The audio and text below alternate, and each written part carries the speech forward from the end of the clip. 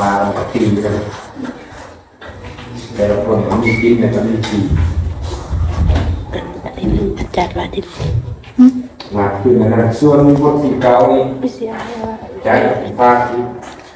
ยกภาพยก คนนี้อยู่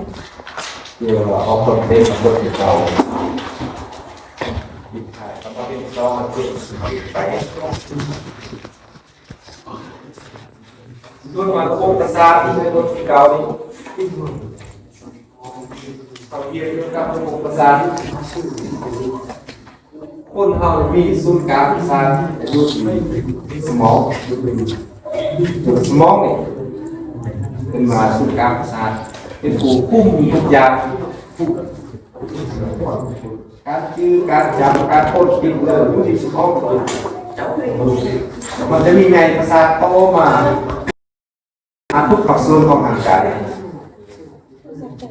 สมองสร้างว่ากับบ้านเขาเอาขึ้นเองสมอง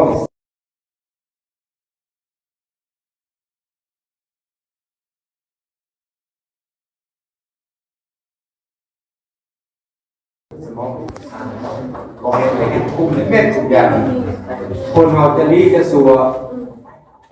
พฤติกรรมแสดงออกต่างๆขึ้นกับสมองหมดสิ่งสำคัญเสียแล้วโบกเด้งไหลทุกอย่างเสียเลยเนี่ยคือคนเราว่าคนปฏิเหตุแกนพูดคาแต่สมองยังดีเดี๋ยวยังเป็นคนไหนเป็นคนดีไหนแต่สมองนี่เขามีคุณภาพเสื่อมหรือแล้วคนเรา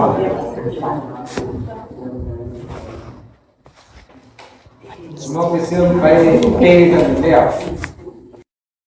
คนเบอร์คนจ้าคนเบอร์คนเสียเซนก็เป็นตึงสมองคนเสียเซนกับสมองเสียจะกินเมื่อกินกะทิเยอะดีสมองจะแกโซ่เยอะเกย์ขึ้นสมองฟุ้งเม็ด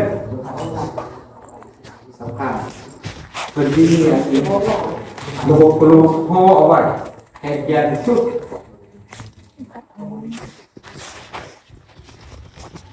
ลูกพ่อว่าลูกพวกมันจบยาทบยาโบราณทุกปีทำตัวเองเป็นล่าบางทีรถไฟตามเอาเสาไฟตามเอาคลองแขนแบบนี้เป็นเลยสมองเป็นรักษาอะไรหมดชุดสำคัญบางคนเนี่ยสำคัญบางคนเนี่ยสมองเสียสแล้วขึ้นมีความหมายมีเรื่องมีความหมายผู้นำเสนอผู้เห็นเพื่อเป็นคนไหนสำคัญเขาเป็นคนยังรู้ยังน้อยสมองยังกำลังเป็นไงโตสมองเปลี่ยนทางอะไรเนี่ยยามาสลาคือทางใครสอนตายแล้วจะเอาสมองมาเปลี่ยนเอาคือไหนเป็นไรส่วนอื่นเป็นมาหมดเจอบอกมาใครล้างบอกแก้ข้าวบอกเสียมเนี่ยเปลี่ยนเป็นไรเนี่ยแต่สมองเนี่ยย่อมมีวิทยาศาสตร์ประเทศเรียกว่าสมาธิเปลี่ยนเอาสมองคนนั่นมาเสื้อคนนี้อะไรเป็นอะไรขันว่ามันขยายตัวเต็มที่หรอกมันแตกสนามของพวกขยายตัวอีกสมองจะมาเปลี่ยนขนาดพวกเด็กคนหนึ่งพวกนี้สามเจ้าเที่ยวเลยขันว่าเต้จะเป็นหนึ่งแล้วเลยยูโกบ้านเจอบอกว่าคุณเองหรอที่ของไม้กันเสียสมองขนาดหนักซาที่กันไปกันมาเราขี่รถจับเซิร์ฟกันกระทบเซิร์ฟต่อคอยไปคอยมาปฏิบัติตามกฎ